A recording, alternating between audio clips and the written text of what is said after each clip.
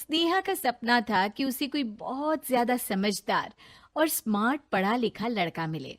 लेकिन कहते हैं ना, जो भाग्य में होता है होता वही है। देख, मैं साफ कह रही हूँ, लड़की के बाप के पास भर भर के पैसा है।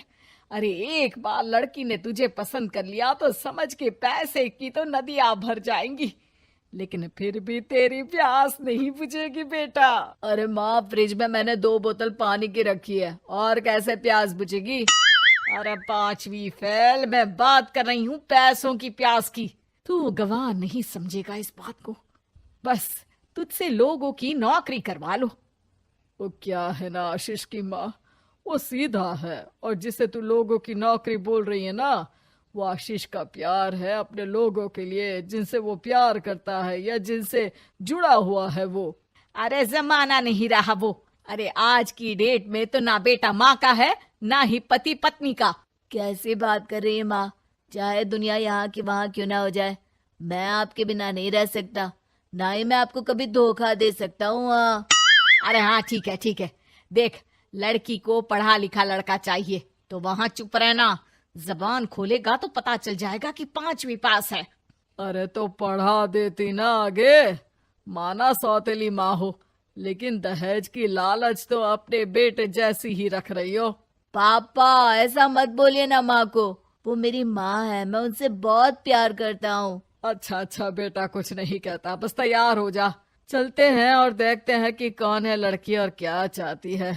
सभी मिलकर लड़की देखने जाते हैं, जहाँ स्नेहा आशीष को देखकर ही इम्प्रेस हो जाती है। वाह, कितना हैंडसम है। काश इससे मेरी शादी हो जाती, लेकिन पता नहीं कितना पढ़ा लिखा है। स्नेहा, लड़का बहुत अच्छा है, बेचारी की माँ दूसरी है, लेकिन देख रही है ना, हीरा भी इतना चमकीला नहीं होगा जितना कि ये। स्नेहा को समझ नहीं आता कि वो क्या करे। वो आशीष से मिलती है, उसकी सादगी, उसकी बातें उसे भा जाती है। मैंने नहीं सोचा था कि इतना पढ़ा लिखा लड़का मुझे मिलेगा। मैं शादी करने के लिए तैयार हूँ। और फिर स्नेहा और आशीष की शादी हो जाती है। शादी के बाद सासू माँ कहती है, अरे बेटा, वो तेरे जेवर मुझे दे दे, मैं संभाल कर रख दूंगी। स्नेहा, जो कि खुद भी एक समझदार लड़की थी, नहीं नहीं, मैं अपने जेवर नहीं दूंगी। उसके लिए तो मैंने पहले ही लॉकर खुलवा लिया था माँ जी। ये मेरी कुछ आर्टिफिशियल ज्वेलरी है, इसे रख लीजिए।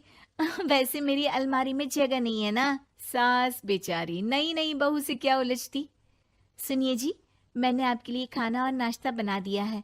ऑफिस कब जाना है? कौन से ऑफिस में? मैं तो घर का सारा काम करता हूँ। हाँ? क्या बात कर रहे हैं? इतना पढ़ लिख कर आप घर का काम क्यों करते हैं? कितना पढ़ लिख कर? मैंने तो सिर्फ 5वीं तक पढ़ाई की है। तभी वहाँ सास आ जाती है। अरे 5वीं तक भी पढ़ लिया तो समझो मेरी कृपा से, वरना तो जो इसके लक्षण थे ना, क्या बताना। अच्छा आशीष, जरा बाहर जा और भाग कर टूथपेस्ट लेकर आ। सुबह से मंजन नहीं किया। और हाँ, फिर जाकर दुकान की सफाई कर देना। तेरा छोटा भाई दुकान पर जाने को तैयार हो रहा है। स्नेहा ये सब सुनकर हैरान रह जाती है। वो सोचती है कि आखिर उससे क्या गलती हो गई जो उसके साथ ऐसा हुआ। आशीष स्नेहा के पास जाता है। सुनो, तुमको तो मैंने पहली मुलाकात में ही बताया था कि। स्नेहा आशीष की बात ही नहीं सुनना चाहती है। वो जोर से चिल्लाती है, चुप रहो बिल्कुल, गंवार कहीं के।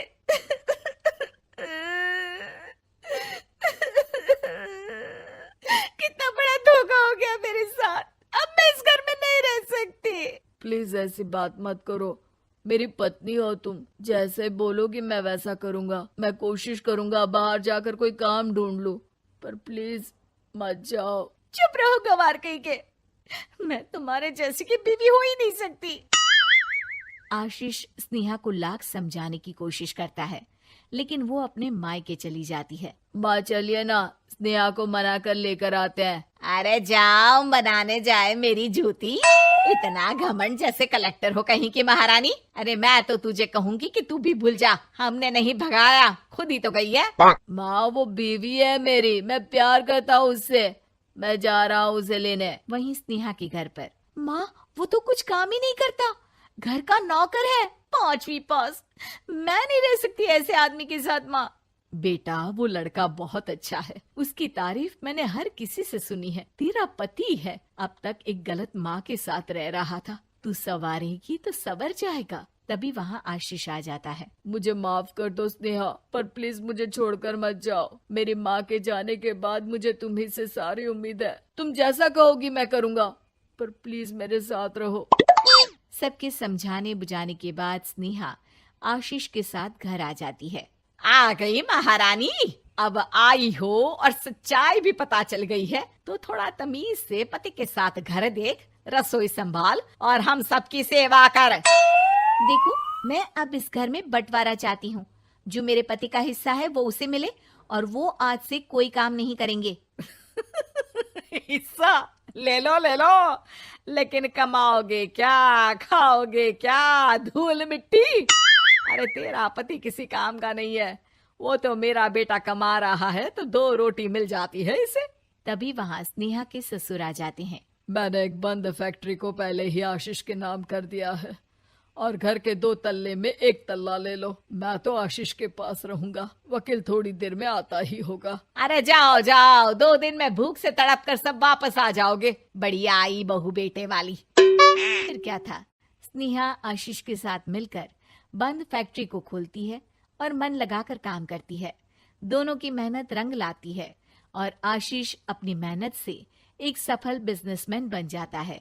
लेकिन एक दिन, अरे बहू बेटा आशीष, मुझे माफ कर दो, मैं भी अब तुम लोगों के साथ रहना चाहती हूँ। इस कमबख्त ने तो दुकान का बेड़ा गर्क कर दिया। वो तो आशीष था जो सारा दुकान का काम संभालता था। बेटा हमारे पास तो अब खाने को भी नहीं बचा। माँ जी, इसे कर्म के फल कहते हैं। खैर, खाना है तो आपको और आपके बेटे को काम करना पड़ेगा, समझी? हे भगवान, अब ये दिन आ गए हैं कि बहू के साथ रहने के लिए मुझे काम करना पड़ेगा। बेटा आशीष, तू ही समझाना अपनी बीवी को। पता है ना मैंने तुझे कितने प्यार से पाला है। हाँ माँ, वो तो ऐसे ही बोल रही है आपको। अरे घर में कामकाज के लिए बहुत सारे नौकर चाकर है, आप आराम से रहिए माँ। स्नेहा आशीष का अच्छा और सरल सच्चा व्यवहार देखकर मन ही मन सोचती है, मेरा पति गवार ही सही, लेकिन दुनिया का सबसे अच्छा इंसान है।